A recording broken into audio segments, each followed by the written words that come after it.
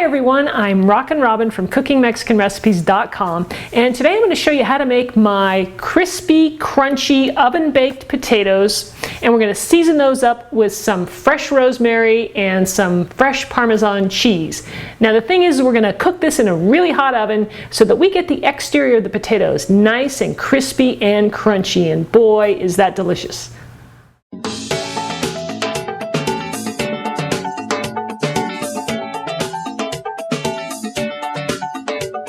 So let me go over the ingredients with you so we can get started.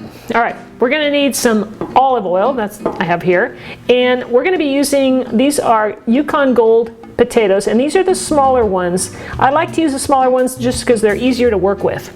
And you can make as many of those as you want. Tonight I'm going to be making 6 there. Okay, we'll need some fresh rosemary, got this out of my garden, and we'll need a little bit of butter, not too much, and I've got some garlic powder and onion powder, and then here I've got my fresh Parmesan cheese and salt and pepper, and that's it. To start off our recipe, what we're going to do is we're going to boil our potatoes. So I've got a pan here with boiling water ready to go. I'm going to add some little bit of salt to that water, and we're going to add the potatoes, and we're going to cook these until they're fork tender.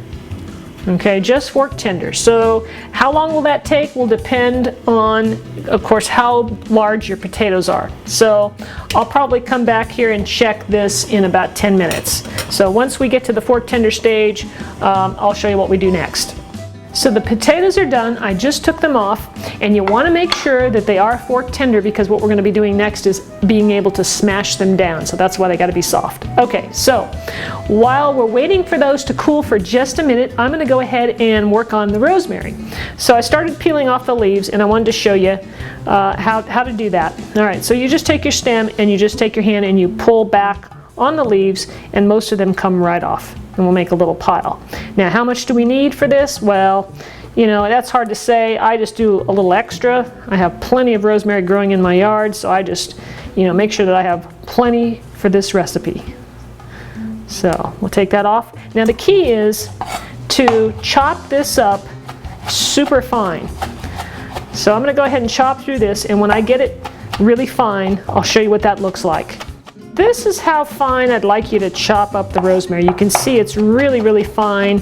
Those leaves are very tiny now. Okay, so now we're going to move into putting our potatoes together. What I'm going to be using, this is a Pampered Chef stoneware that I like to use for this particular recipe because it works well with super high heat.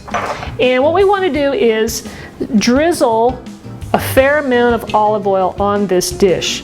We want to be generous here because this is what's going to crisp up our potatoes.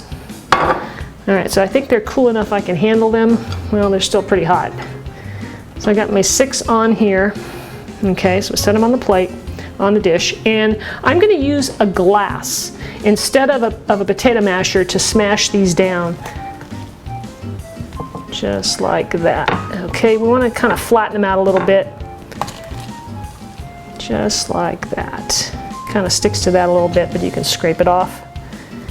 Okay, and that's why, like I said, they got to be fork tender. Okay, now remember I have my oven preheating to 450. Alright, so just take a knife, scrape off the rest of the potato that sticks to your glass. And now what I'm going to do is I'm going to go ahead and add some olive oil to the top of the potatoes. Alright, so I'm just going to brush it on, and again I'm going to be somewhat generous.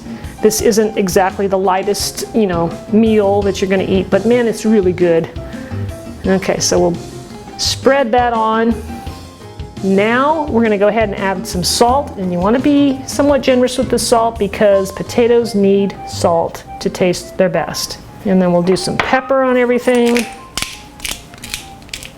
Next, we're going to add some garlic powder. You could use fresh garlic on this, but it might burn. I was concerned about it burning a little bit, so I want to go with the powder instead. And then we're going to do some onion powder. Just a little bit there. And then I'm going to do the rosemary. And it's pretty easy to sprinkle this all over, being that it's chopped up so fine.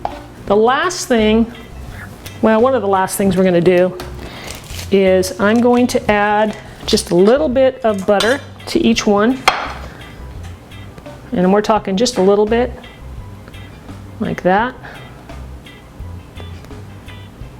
Very thin slice, just on top of each piece. And then we're going to finish it off with some freshly grated Parmesan cheese. Now the Parmesan cheese is going to get a nice golden brown. It's going to crisp up too. And the flavor, especially with fresh, is amazing. You could use the other kind that comes already grated and it's still good. But there's just something special about fresh Parmesan cheese. It's really going to make this dish. So now all we have to do is pop this in the oven at 450 for about 20 minutes. All right, so I just pulled these out of the oven. They were in there for about 27 minutes and they're getting nice and golden brown and crispy and it smells great. So I'm going to go ahead and serve a little bit of this up on my plate over here. And the bottom definitely is crisped up quite a bit. I want to give this a taste. It smells incredibly good. Hopefully it's cool enough. But look at that crispiness. See that right there? All right, so here we go. Nice and crispy and crunchy, just like I said. That is so good. This would be perfect served with a steak, chicken, fish, anything really. And if there's ever any leftovers, I'll even serve it up the next day with some scrambled eggs. It is delicious. So I hope you'll try this recipe, and I certainly hope you enjoyed it. And thank you for spending time with me today. So be sure and subscribe to my channel and leave me a comment. Let me know what you think about it. And head on over to my website at cookingmexicanrecipes.com. I have Mexican recipes over there for you to try. You can make it at home. So thanks for watching, and we'll see you next time.